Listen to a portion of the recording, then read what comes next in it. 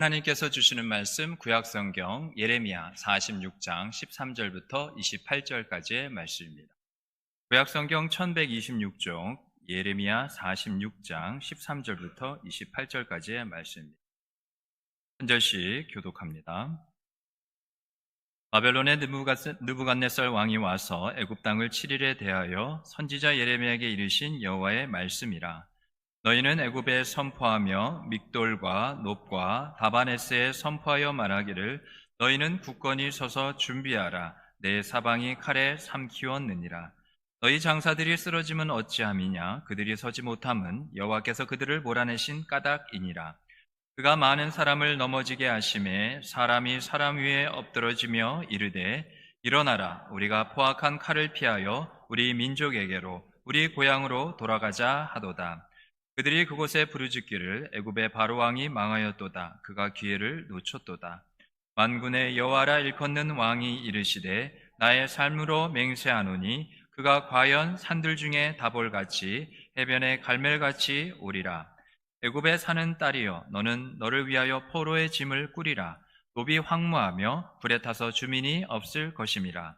애굽은 심히 아름다운 암송아지일지라도 북으로부터 쇠파리 떼가 줄곧 오리라.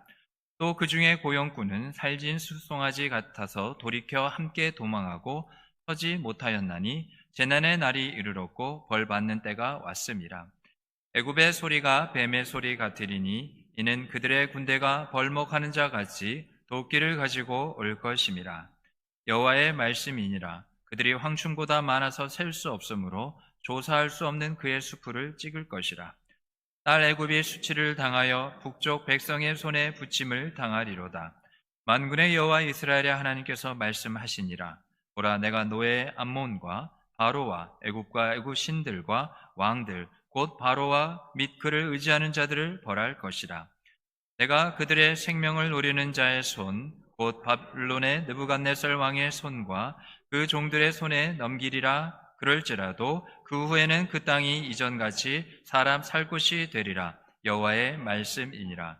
내 종 야곱아 두려워하지 말라. 이스라엘아 놀라지 말라.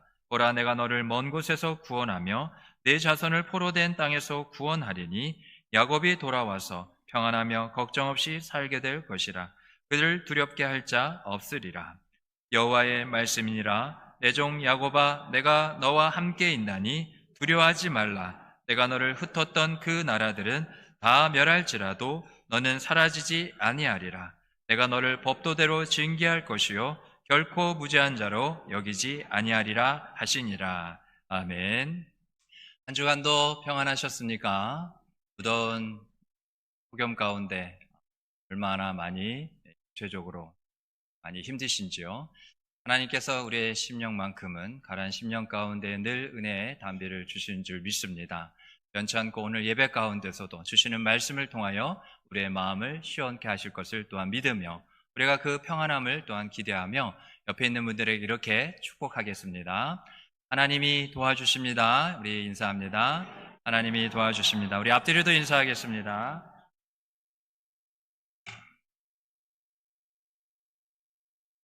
결국 유다에 남은 백성들은 애굽으로 들어갔습니다. 하나님께서 그렇게 고집 부리지 말고 유다 땅에 남아 있기만 하면 내가 반드시 너희를 회복시키겠다.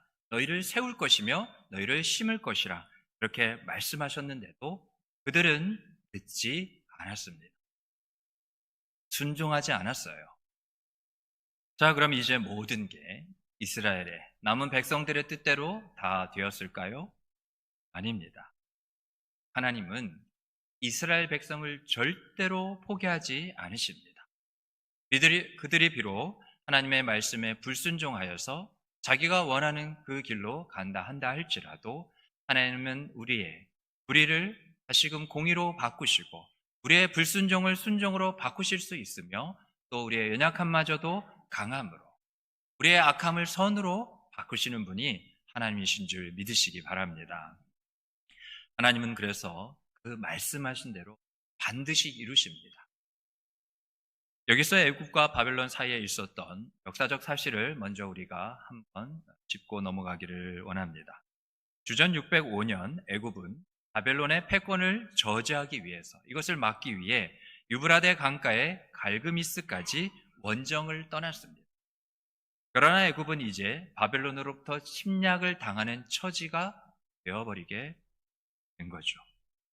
갈그미스의 패배가 치명적이긴 했습니다.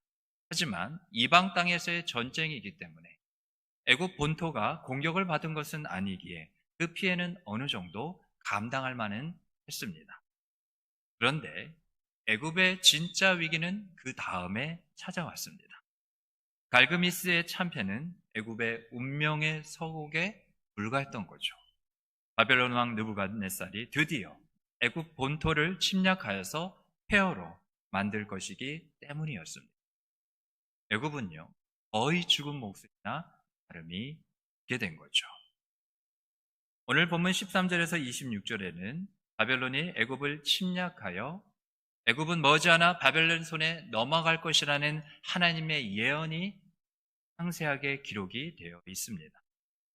14절에 세 곳의 지명이 나오는데요. 믹돌, 높, 아벤했습니다. 이 세 지역은 애굽의 북동쪽에 위치한 지역들이었어요. 바로 이스라엘 사람들 대다수가 애굽으로 들어가서 정착하고 또 거주하였던 곳이 바로 이곳이었습니다. 하나님의 불순종하면서까지 그들이 원했고 살고 있던 곳이 바로 그곳이었죠.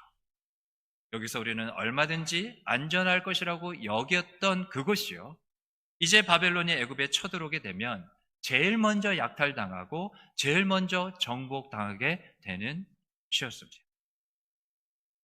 이런 하나님의 말씀을 듣게 된 유다 백성들, 이스라엘 백성들의 마음은 과연 어땠을까요? 죽고 싶었을 겁니다.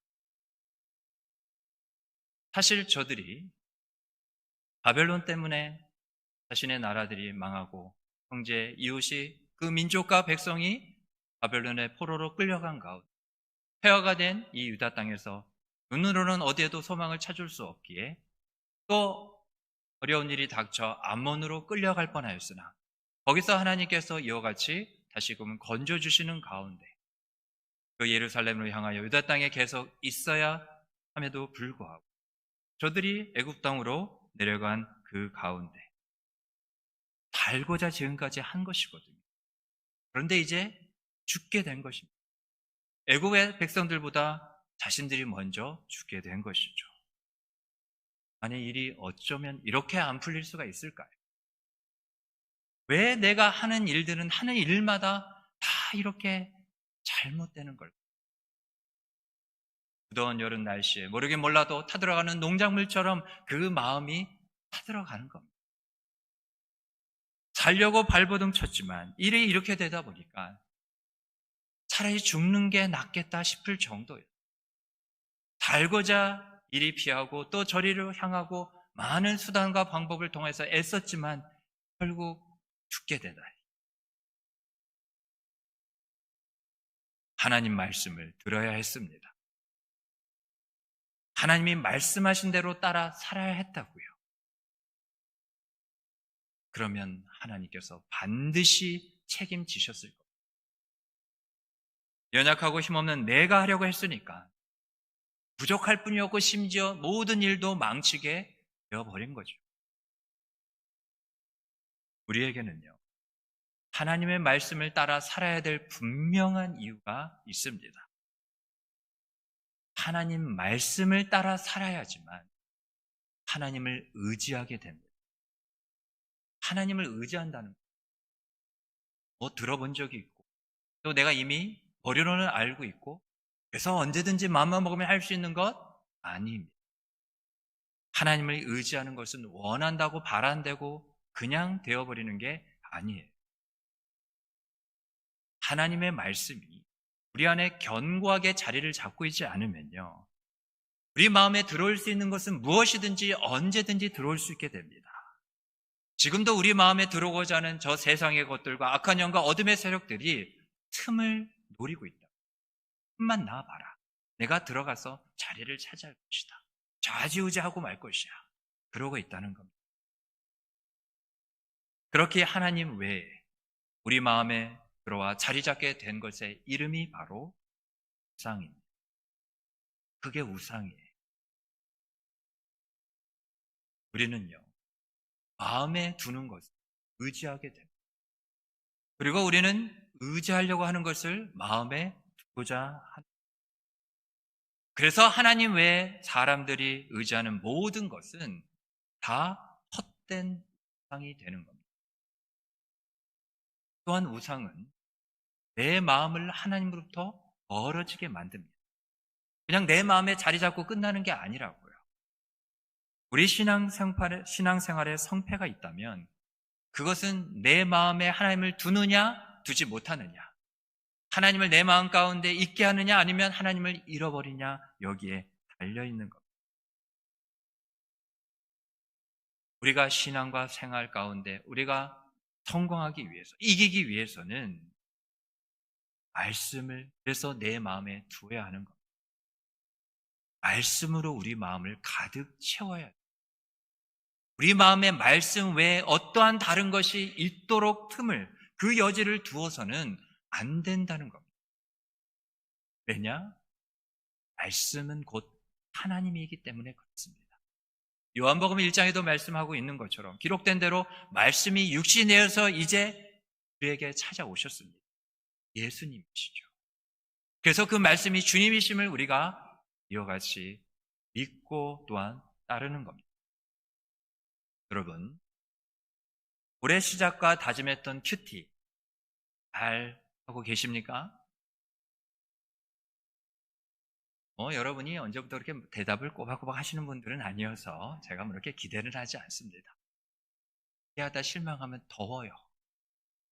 땀띠 납니다. 또 우리가 하나님의 말씀 가운데 우리가 한번 서보자. 우리가 말씀대로 살아보자. 그 말씀이 하나님이 우리에게 뭐라 말씀하시는가? 그 말씀이 들려지는 대로 우리가 순종해보자. 그렇게 우리의 가족 공동체가, 우리의 신앙 공동체인 우리의 교회 공동체가 그렇게 힘써 올 한 해를 한번 살아보자라는 마음으로 우리가 공동체 성경 읽기를 하였죠. 우리가 홈페이지에도 나와 있는데 날마다 공동체 성경 읽기 가운데 말씀 속에 하나님을 경험하고 계시는지요? 그렇다면 잘하고 계시는 겁니다. 그런데 그렇지 않다고 하더라도 괜찮습니다. 계속 그렇게 말씀 묵상과 공동체 성경의 길을 통해 하나님을 경험하지 않아도 괜찮다는 말은 아닙니다. 지금부터 다시 하면 하나님은 우리를 기다리고 계십니다.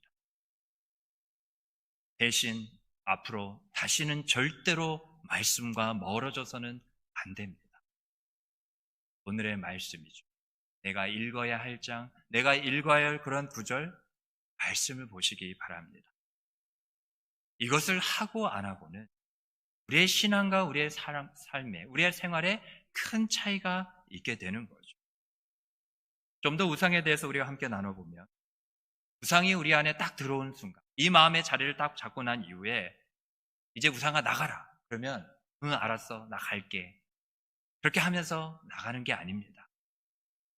우상은 한 번 들어온 이상 우리를 절대로 놓아주지 않습니다. 어떤 식으로 놓아주지 않느냐 하면 항상 자기 자신에게 빠지도록 만듭니다. 그러한 모습이 우리에게서 어떻게 나타나느냐? 탐닉, 중독, 부절제한 모습. 즉 우리가 오직 하나님 한 분만을 기뻐하고 즐거워하며 더 심지어 사랑하기까지 나아가는데도 불구하고 탐닉, 빠져버린다. 마치 헤어나오려고 싶어도 나올 수 없는 그 늪에 계속해서 빠져들어가는 것. 그 순간의 기쁨과 즐거움을 우리가 이와 같이 느끼지 못한 채 지금 당장 내게 다 가져다주는 그 기쁨과 즐거움이 너무나 탐닉이고 또 중독, 바로 죽은 것이 아닙니다. 언제 들어온지는 알지 못해요. 이것이 한번 들어온 이후에 이제는 됐다, 이제는 그만해야지 끊어버리고 거부하고 싶어도 이미 복이 우리 몸에 들어와 서서히 퍼져서 우리의 모든 신경과 감각기관, 심지어 우리가 운동력도 나타낼 수 없기까지 우리를 이와 같이 꼼짝 못하게 하며 결국에는 사망에 이르게 하는 것이 중독 아니에요? 절제. 예. 끊어지지가 않는 겁니다. 버리는 이제 그만해야지. 이제 멈춰야지 함에도 불구하고 이게 끊어지지가 않는 겁니다.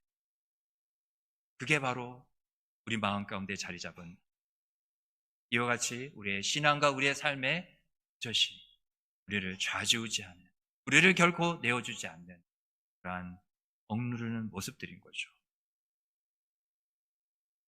여러분, 하나님은 질투하시는 하나님이십니다.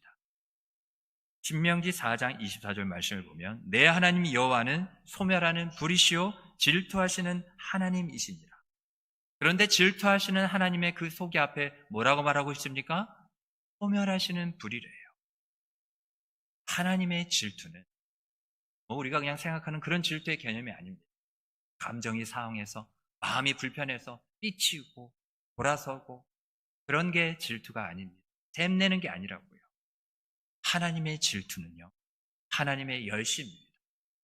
올해 우리에게 주신 그 표처럼 하나님의 그 열심은 또한 무엇이냐? 바로 사랑이에요. 그래서 정리해보면 하나님은 우리를 너무나 사랑하십니다. 포기가 안 되는 거예요. 그래서 버려질 수가 없는 겁니다. 버리지 못해요. 그래서 하나님은 우리를 더 열심으로 사랑하시는 거죠. 그러기에 하나님 왜 그 어떠한 그 사랑이 하나님과 우리 사이에 있는 것을 하나님은 참으실 수가 없는 겁니다. 그래서 하나님은 우리를 사랑하시기에 거룩함과 상관없는 것들을 제하려 버리시는 거예요. 우리가 어떻게 지어졌어요? 하나님의 형상대로 지어졌잖아요. 하나님은 거룩한 분이시기에 그 거룩함의 형상대로 우리가 시작되었고 그게 출발이었다. 그런데 거기에 비집고 들어왔다. 그 거룩함을 무너뜨리고 막으려는 그러한 모든 것을 하나님은 두고 보실 수가 없는 겁니다. 다른 것은 참아도 우리의 언약함과 그 모든 것을 기다리시기까지 인내하시며 오래 참으심에도 불구하고 우리의 구원하심도 그렇잖아요. 구원의 부르심, 단순히 그냥 천국에 가는 것이 아니라 그 거룩함, 소명으로의 사명으로의 부르심이 바로 구원으로의 부르심이기에 내가 거룩하니 너희도 거룩하라. 하나님은 우리가 거룩하게 하기 위해서 지금도 일하고 계시는 겁니다. 누가 친히요? 거룩함 모든 것 대신은 하나님이 친히 일하고 계신 거죠. 내가 거룩하니 너희도 거룩해야 돼. 두고 보겠어? 뒷짐지고 계시는 것이 아니라 내가 거룩하니 너희도 거룩하라는 그 말에 그 말씀하신 하나님은 친히 직접 책임을 지시는 겁니다. 말로만 하시는 것이 아니라 사랑하시기에 내가 반드시 너희를 거룩하게 만들겠다. 그 거룩으로 이끌고야 말리라. 그렇기 때문에 어떻게 하신다고요? 거룩함과 상관없는 우리 마음의 모든 불필요한 것들을 다 제하여 버리시는 겁니다. 몰아내시는 거예요. 우리의 마음을 깨끗하게 하십니다. 애굽은 이스라엘 백성이 하나님만을 의지하는 데 있어서 걸림돌이. 무엇이요? 애굽이 그랬다는 겁니다. 그래서 하나님은 애굽을 제거하실 겁니다. 제거하시겠다고 선포하시고 약속하신 대로 하나님은 애굽을 제거하셨습니다. 우리에게도 마찬가지인 거예요. 우리가 하나님보다 다른 것을 더 사랑하며 사랑하는 가운데 의지하기 시작한다면 하나님은 반드시 그것을 막으실 겁니다. 아니, 하나님, 왜 내 마음대로 하지 않도록 이렇게 나를 힘들게 하시는 겁니다. 왜 내 마음대로 하면 안 돼? 하나님은 그런 가운데 침묵하시는 분이 아닙니다. 어떻게 해서든 그것을 막으셔서 우리의 신앙과 우리의 삶에서 그것을 없애실 거예요. 우리 다 같이 요한일서 1장 7절과 9절 말씀 함께 읽어보겠습니다. 시작. 그가 빛 가운데 계신 것 같이 우리도 빛 가운데 행하면 우리가 서로 사귐이 있고 그 아들 예수의 피가 우리를 모든 죄에서 깨끗하게 하실 것이요. 9절입니다. 만일 우리가 우리 죄를 자백하면 그는 미쁘시고 의로우사 우리 죄를 사하시며 우리를 모든 불의에서 깨끗하게 하실 것이요. 7절과 9절을 함께 우리가 방금 읽었는데 공통적으로 말하고 있는 것이 무엇입니까? 마지막에 있는 부분, 그 노란 부분을 우리가 함께 기억해 보면 바로 이거죠. 우리를 모든 죄와 불의에서 어떻게 하신다고요? 깨끗하게 하실 것이라는 것입니다. 우리는 그 이유를 이사야 55장 7절에서 분명하게 찾아볼 수가 있습니다. 이사야 55장 7절 말씀입니다. 악인은 그의 길을, 불의한 자는 그의 생각을 버리고 여호와께로 돌아오라. 그리하면 그가 긍휼히 여기시리라. 우리가 하나님께로 돌아오라. 그가 너그럽게 용서하시리라. 우리를 깨끗하게 하시는 이유는 다름이 아닙니다. 하나님께로 돌아오게 하기 위해서입니다. 우리가 이렇게 더럽고 또 우리가 이와 같이 정결하고 순결하지 못한, 거룩하지 못한 모습은 주님께 나아갈 수가 없습니다. 우리가 예배 가운데서 또 우리가 기도 가운데서도 이 회개를, 우리의 그러한 모든 하나님 앞에 나아가는 데 있어서 앞자리에 먼저 된 순서에 두는 이유, 주님의 그 긍휼하심을 우리가 간절히 의지하며 우리가 회개한 것을 통하여서 그리스도에게는 결코 정죄함이 없다, 이미 약속하시고 선포하신 그대로 우리를 모든 불의 가운데서 하나님은 깨끗하게 하신 이후에 우리의 기도나 우리의 예배나 우리의 신앙과 삶의 모든 것을요 받으시는 분입니다. 하나님은 우리를 미워서 싫어서 우리를 지금 그렇게 힘들게 하시는 분이 아닙니다. 우리가 알고 있는 것처럼 그 어떠한 것도 하나님의 허락, 하나님의 결제 사인이 있지 않으면 어떠한 것도 우리 가운데 일어나지 않습니다. 그럼 우리는 반문합니다. 그러면 하나님은 왜 우리를 이렇게 힘들게 하시는 거예요? 왜 우리에게 이런 고난과 어려움과 환난 가운데 이제는 끝날 법도 한데, 심지어는 설상가상으로 엎친 데 덮친 격으로 언제 끝날 기미도 알지 못한 우리를 계속 이렇게 도와두실 겁니까? 우리는 얼마든지 반문할 수 있죠. 그러나 하나님은 지금 무엇하고 계신다고요? 지금 우리를 깨끗하게 하고 계신다. 하나님은 변치 않고 우리를 사랑하시기 때문에 그 사랑으로 우리를 향하여 일하고 계신 줄 믿으시기 바랍니다. 깨끗하지가 않으면 우리가 원해서 하나님께 나아갈 수 있는, 하나님께 돌아가고 싶어도 돌아가지가 않는 겁니다. 아니요, 돌아갈 마음 생각조차도 우리는 갖지 않게 되는 거예요. 그래서 심지어 우리의 생각조차도 하나님은 다 버리게 하시는 겁니다. 마태복음 5장 8복에 보면 심령이 가난한 자는 복이 있나니 천국이 저희 것이니라. 하나님은 우리의 마음을, 우리의 심령을 늘 감찰하시거든요. 우리가 예수 믿고 구원받은 이후에 성령이 우리 가운데서 하나님의 깊은 뜻을 다하시는 그 성령이 우리를 돕고 계시는 것은 성령, 거룩의 영, 정결의 영, 순결의 영이십니다. 하나님이시라고요. 계속해서 우리의 심령을 깨끗게 하고 계시는 거죠. 바라건대 이처럼 우리의 생각이 하나님 한 분만을 마음에 모시고 살도록, 다시는 더 이상 그 어떠한 것도 의지하며 사랑한 나머지 우상을 우리 안에 두지 않도록 그렇게 하나님과 동행하시는 저와 여러분 되기를 주님으로 축복합니다. 계속해서 우리가 말씀을 보면요, 하나님의 예언대로 머지않아 애굽을 침략한 바벨론의 그 공격 때문에 이제 애굽에 내려갔던 이스라엘 백성들의 목숨은 풍전등화와 같게 됩니다. 아마 그들은 이제 우리가 우리나라도 아닌 남의 나라 와서 여기서 죽게 되는구나, 우리가 하나님의 뜻을 따르지 않았더니 말씀하신 대로 우리가 잘못되어 버렸구나, 그렇게 생각하게 될 겁니다. 하지만요, 하나님은 누구십니까? 하나님은, 나의 하나님, 우리의 하나님은 진노 중에라도 긍휼을 잊지 않으시는 분입니다. 상한 갈대를 꺾지 않으시고요, 꺼져가는 등불을 결단코 끄지 않으시는 분이 나의 하나님, 우리의 하나님이죠. 죽을 위협에 두려워 떨 수밖에 없는 이스라엘에게 하신 말씀이 무엇인지요? 예레미야 46장 27절로 28절 말씀입니다. 내 종 야곱아, 두려워하지 말라. 이스라엘아, 놀라지 말라. 보라, 내가 너를 먼 곳에서 구원하며 내 자손을 포로된 땅에서 구원하리니 야곱이 돌아와서 평안하며 걱정 없이 살게 될 것이라. 그를 두렵게 할 자 없으리라. 여호와의 말씀이니라. 내 종 야곱아, 내가 너와 함께 있나니 두려워하지 말라. 내가 너를 흩었던 그 나라들은 다 멸할지라도 너는 사라지지 아니하리라. 내가 너를 법대로 징계할 것이요 결코 무죄한 자로 여기지 아니하리라 하시니라. 하나님은 긍휼이 많으시지만 더불어 공의의 하나님이세요. 그래서 죄를 범한 하나님의 뜻에 불순종한 이스라엘을 징계하십니다. 하지만 하나님의 심판은 징계일 뿐 진멸은 아닙니다. 종국에는 애굽을 비롯한 열국에 대한 심판을 통해서 하나님은 자기 백성을 구원하시고 회복하실 겁니다. 여러분, 지금 마치 내가 징계 터널을 지나는 것 같이 보인다 할지라도 계속 깜깜해서 무엇을 어떻게 어디서부터 시작해야 될지 모른다 할지라도 때가 되면 하나님이 구원의 손길을 통해서 회복시키실 것을 믿으시기 바랍니다. 믿으면 된다. 하나님이 말씀하셨기 때문에 믿는 게 전부라고요.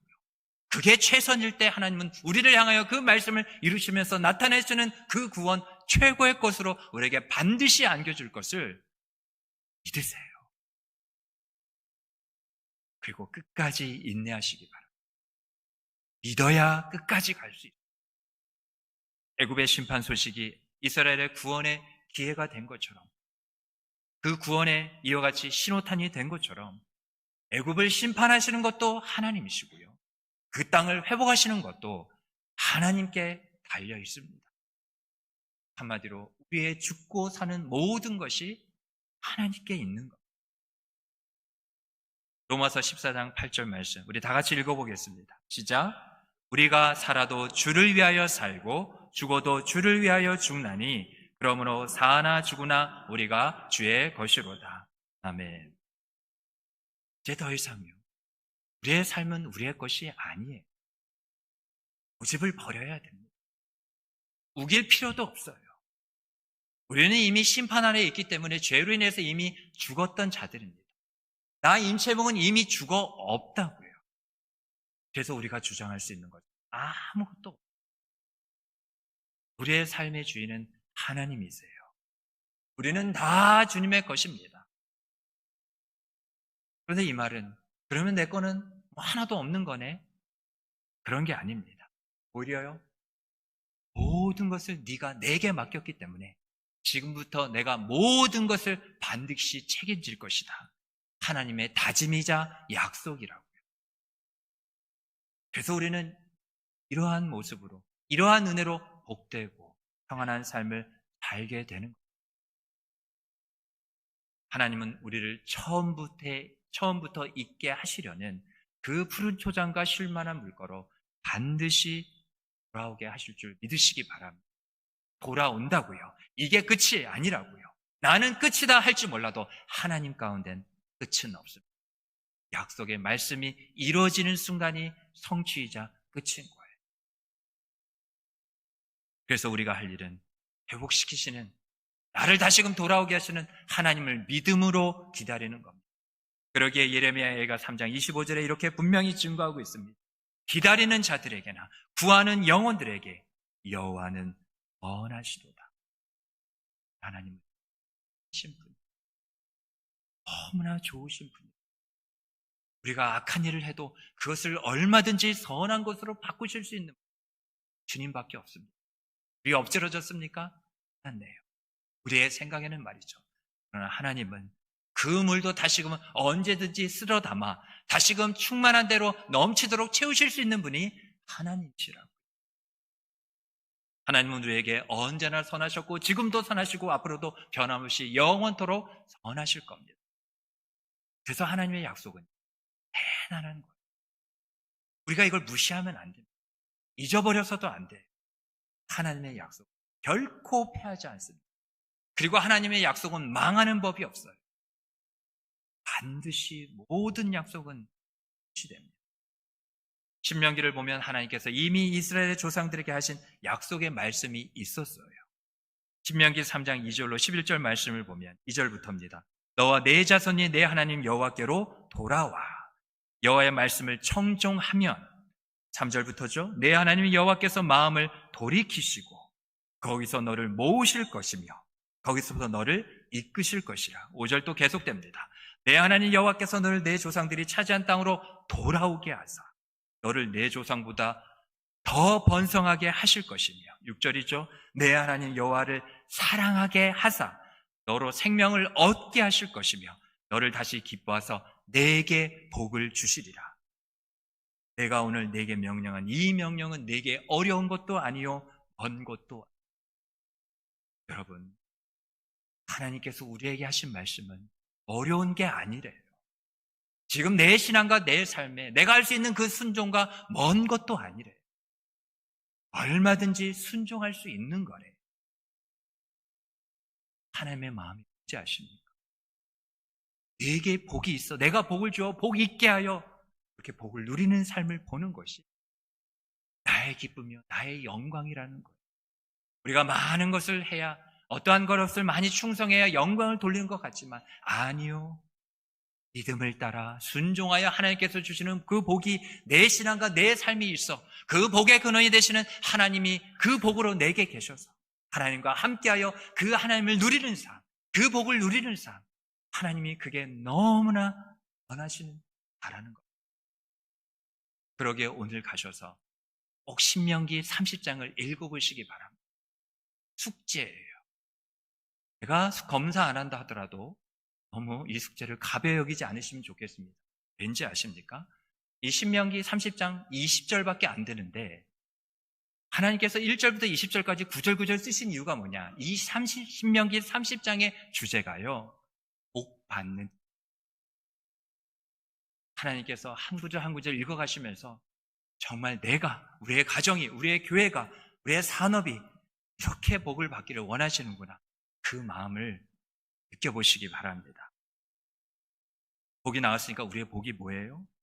내 신앙과 삶과 모든 일의 모든 상황 가운데 구원이 바로 하나님이 이미 우리의 연약함을 아시고 그 연약함 때문에 망하는 일이 없도록 피할 길, 그 구원의 길을 예배 두셨습니다. 더 나아가, 아니 내가 그렇게 방법만 던져주고 길만 열어준 거 아니야. 내가 친히 너의 구원이 되어줄게. 주님께서 그렇게 우리에게 찾아오셨습니다. 말씀을 맺겠습니다. 어린아이가 사탕을 이렇게 하나 빨아먹고 있어요. 근데 개 한 마리가 그 냄새를 어디서부터 맡았는지 그 아이에게 다가오고 있습니다. 그래서 점점 더 그 아이에게 다가오더니 그 사탕을 주려고 하는 거예요. 아기가 그 사탕을 빼앗기지 않으려고 이리 돌리고 저리 돌리고 하다가 이제는 어떻게 했어요? 그 사탕을 높이 치켜 올렸습니다. 아이가 결국 사탕을 뺏겼을까요? 내 아이 아니라고 너무 그러는 거 아니에요? 뺏기지 않았습니다. 그 아이의 뒤에는 처음부터 아이의 아빠가 있었어요. 그래서 그 아이의 아빠가 그러한 상황을 보고 아이를 두 손으로 번쩍 안아 품에 안았습니다. 그 아이는 아빠의 품에 안긴 순간 이렇게 생각했어요. 내가 걔한테 뺏기지 않았어. 그래서 이 사탕을 지킬 수 있었어. 여러분도 아이와 똑같은 생각이신지요? 아니시죠? 우리가 굳이 말하지 않아도 그 아이가 사탕을 뺏기지 않았을 수 있었던 이유를 우리는 잘 알고 있습니다. 여러분, 아이가 할 수 있었던 아무것도, 아니 어떠한 것도 할 필요가 없어요. 그 아이에게는 아버지가 있었기 때문에. 요즘 어떤 어려움이 있으십니까? 어떤 무엇이 말할 수 없을 정도로 그렇게 힘든 부분이 있으실까요? 걱정 마세요. 이러한 모든 상황을 헤쳐나가려고 이 문제를 해결하라고 우리가 애쓸 것은 아무것도 없습니다. 아무것도 애쓸 필요도 없습니다. 다만 우리 아버지 주님 손을 꼭 붙잡으시기 바랍니다. 주님 손을 붙잡으시면 우리가 설령 그것을 놓더라도 주님은 우리를 절대로 놓지 않고 계심을 우리가 보게 됩니다. 그렇게 주님 손 붙잡고 나아가시는 저 여러분 되기를 주님의 이름으로 축복합니다. 주신 일 생각하면서 우리 함께 찬양으로 또한 고백 가운데 나아가겠습니다.